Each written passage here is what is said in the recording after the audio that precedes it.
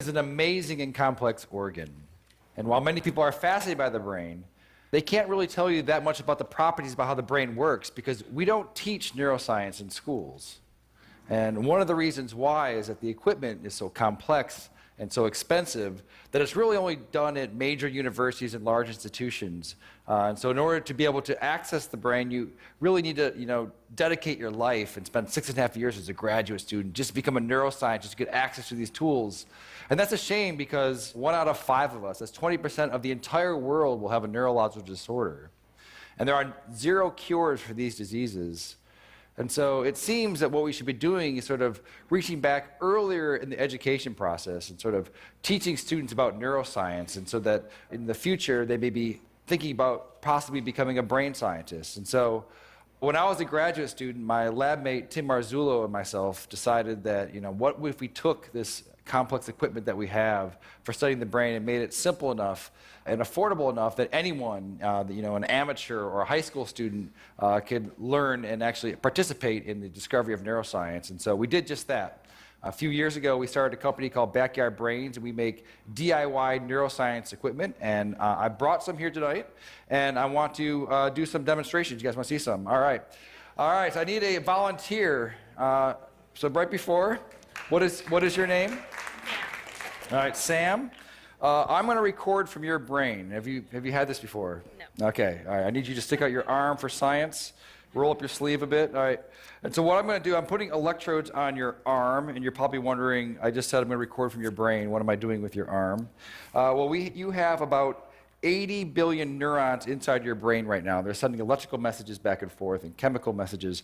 But some of your neurons right here in your motor cortex are going to send messages down when you move your arm like this. It's going to go down across your corpus callosum, down onto your spinal cord, your lower motor neuron, out to your muscles here. And that is electrical discharge. It's going to be picked up by these electrodes right here. And we're going to be able to listen to exactly what your brain is going to be doing. So I'm going to turn this on for a second. Have you ever heard what your brain sounds like? All right, let's turn it on. So go ahead, go ahead and squeeze your hand. All right, so what you're listening to, so this is your motor units that are happening right here. Okay, so let's take a look at it as well. So I'm going to stand over here, and I'm going to open up our app here. So now I want you to squeeze. Yeah, so right here, these are the motor units that are happening from her spinal cord out to her muscle right here. And as she's doing it, you're seeing the electrical activity that's happening here. We can even click here and try to see one of them. So keep doing it really, really hard. Yeah, so now we've paused on one motor action potential that's happening right now inside of your brain. Okay, do you guys want to see some more? All right. That's interesting, but let's get it better. Okay, I need one more volunteer. Okay, what is your name, sir? Miguel, all right. You're going to stand right here. So Miguel, when you're moving your arm like this, your brain is sending a signal down to your muscles right here. I want you to move your arm as well. All right, so your brain is going to send a signal down to your muscles. And so it turns out that there is a nerve that's right here that runs up here that innervates these 3 fingers.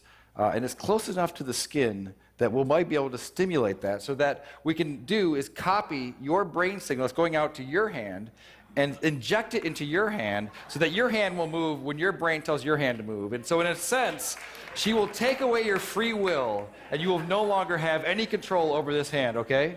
You with me? All right, so I just need to hook you up. All right, so I'm going to find your ulnar nerve, which is probably right around here. You don't know what you're signing up for when you come up and... So now I'm going to move away, and I'm going to plug it into our human-to-human interface over here. Okay, so Sam wants you to squeeze your hand again. All right, do it again. All right, perfect. So now I'm going to hook you up over here so that you get the stimulus. It's going to feel a little bit weird at first. This is going to feel like a, when you lose your free will and someone else becomes your agent, it does feel a bit strange. So I want you to relax your hand. All right, and Sam, you're with me? All right, so you're gonna squeeze. I'm not going to turn it on yet, so go ahead and give it a squeeze. All right, so now, are you ready, Miguel? Ready as I'll ever be. Okay, so I've turned it on, so go ahead and turn your hand. Do you feel that a little bit? No. Okay, do it again. No, a little bit. A little bit? Okay, so relax. No, hit it again. Okay. Oh, perfect. All right, so relax, do it again. All right, so now... All right, so right now, your brain is controlling your arm, and it's also controlling his arm. So go ahead and just do it one more time. All right, so that's perfect. So now, what would happen if I took over my control of your hand? And so just relax your hand. What happens?